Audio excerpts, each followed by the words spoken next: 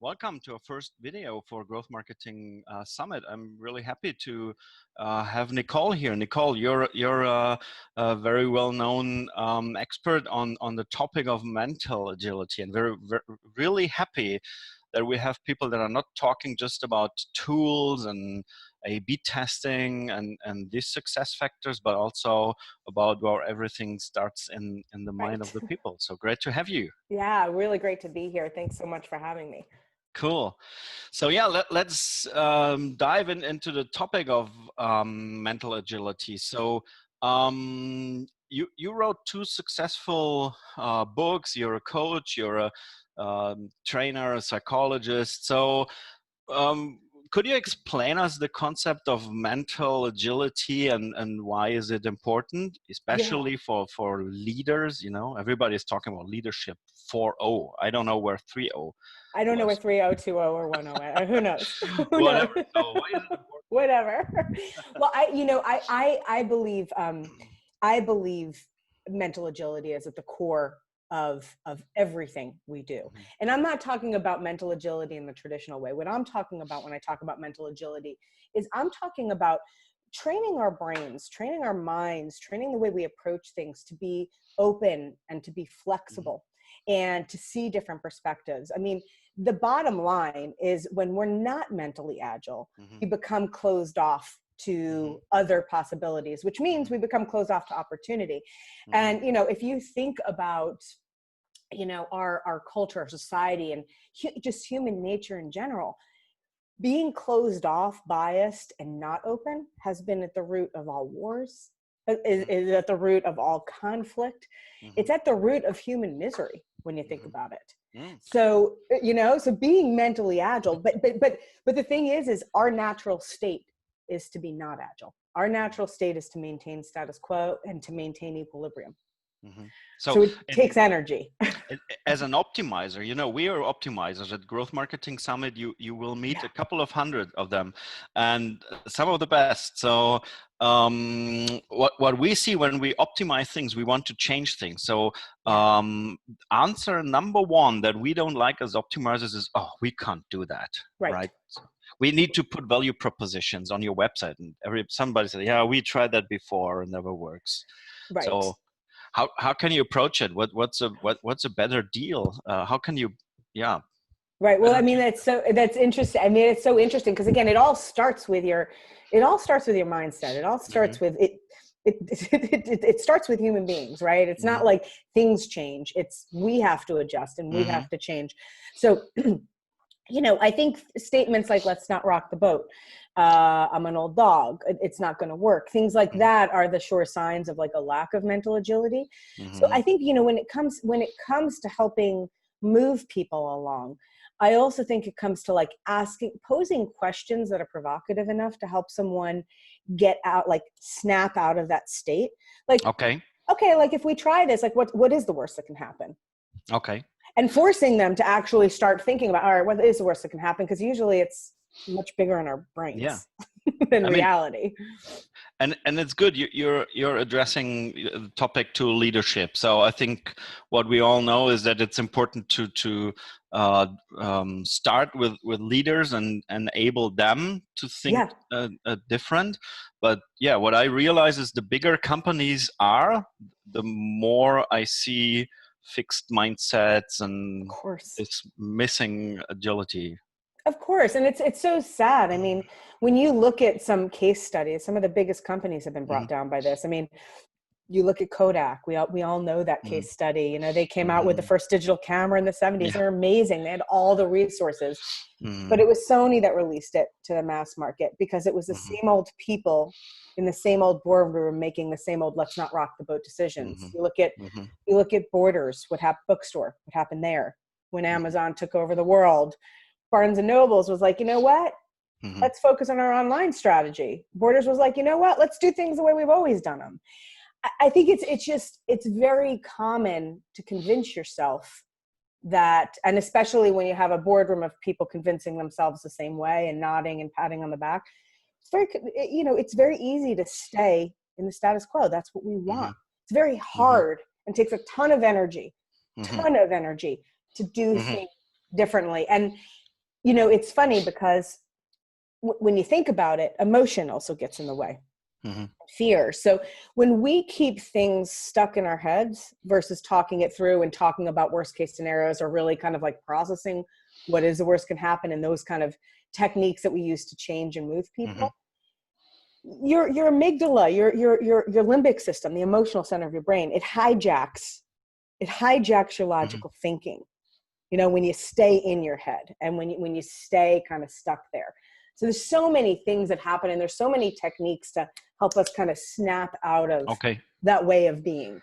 So when I look forward to your talk, it means you will reveal some secrets how to deal with this. Cool. Yes, how absolutely. to cope. Yeah, that's good, because I mean, what you're saying is, it remembers me why strong leaders like Steve Jobs, Jeff Bezos, Elon Musk, I mean, they don't accept the status quo. When I read the Steve Jobs biography, I thought, oh my God, this guy, he just didn't accept when people told him it wouldn't work. So right. And that takes a lot of that's a mindset. That's an agile mindset. That is like, okay, I'm going to constantly be challenging the way I think and the way others think. But that's hard to be around, and that's hard to do. That is a constant commitment to self-awareness and to looking at yourself and how you're thinking. Okay, cool. I'm sure this will be very helpful for all the people at the conference. You also say, I read it in a blog post. You say you need to know your weaknesses to boost your success. Yeah. Why? Isn't that this typical question you get in a job interview? Tell us more about your weaknesses. And I say, honesty. Right. I'm honest, and I'm a workaholic, and I'm a perfectionist. Oh, thank you. I don't want that.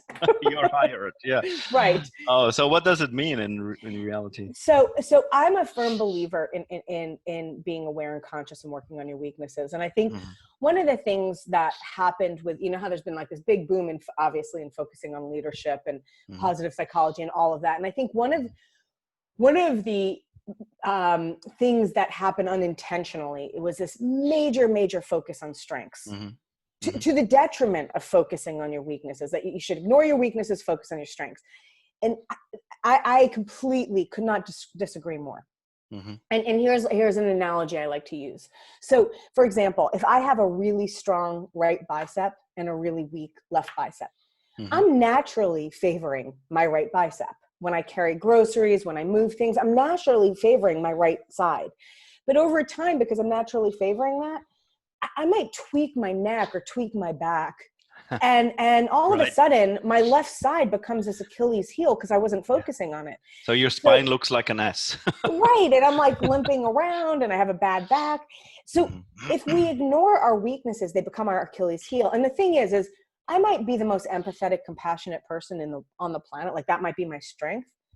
But my weakness might be that I'm impatient. Are you going to remember that I'm compassionate and empathetic when I snap out at you and I'm impatient with you? No. You're going to remember the weakness.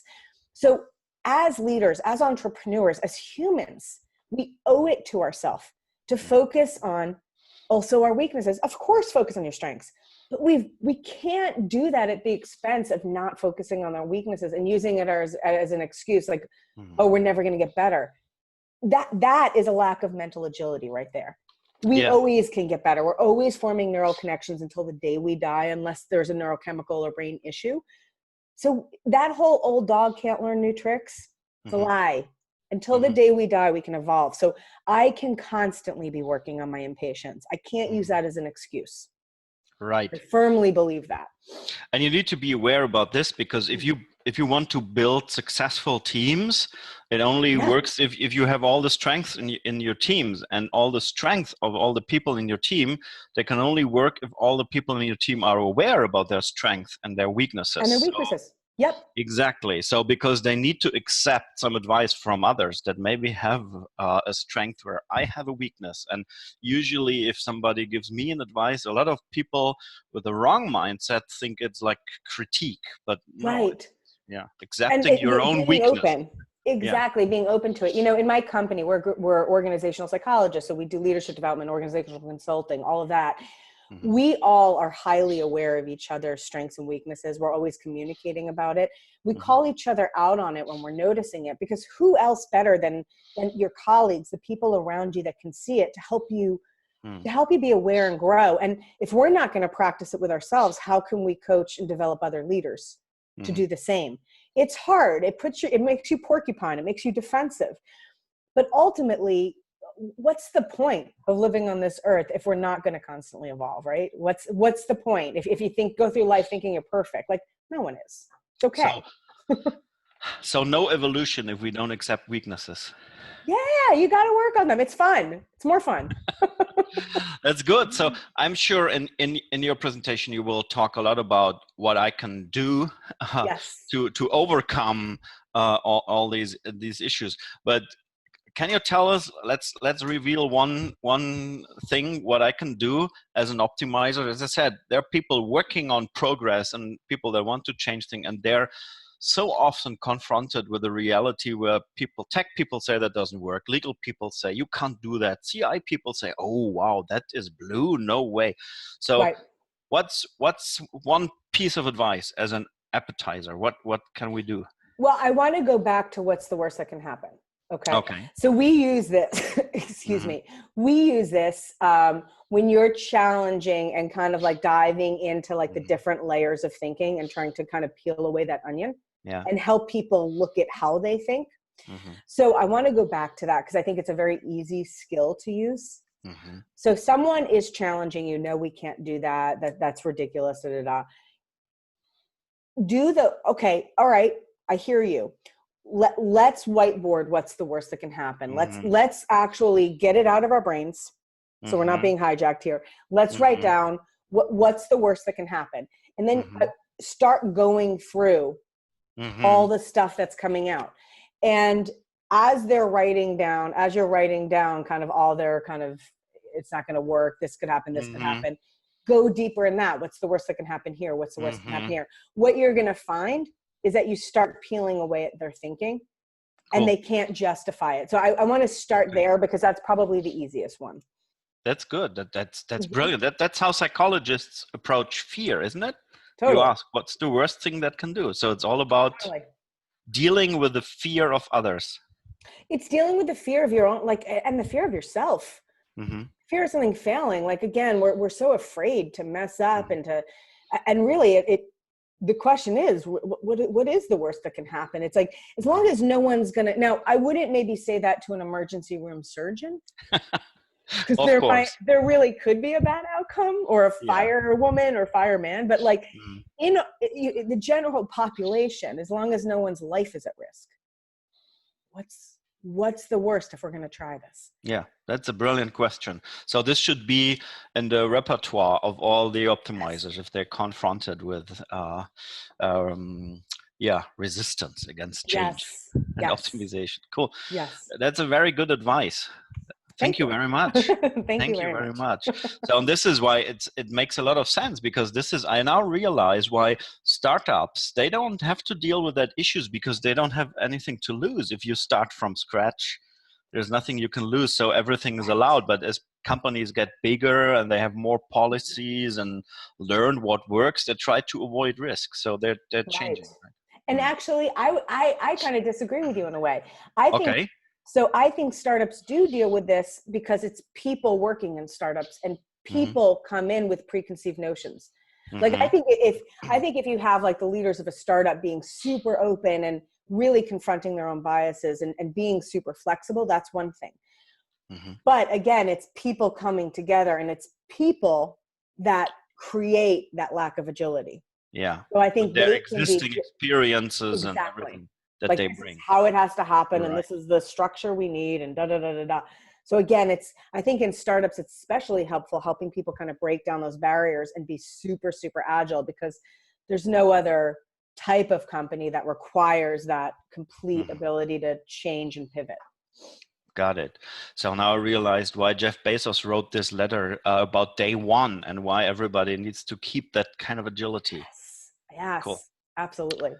Now everything fits well together. Thank you very much. I'm sure your talk will be very enlightening to all of us. So I'm really looking forward to it. Thank you so much, Andre, for inviting me. I really am excited. Thank you, Nicole. See you in September in Frankfurt. Yes, absolutely. Bye. Bye-bye.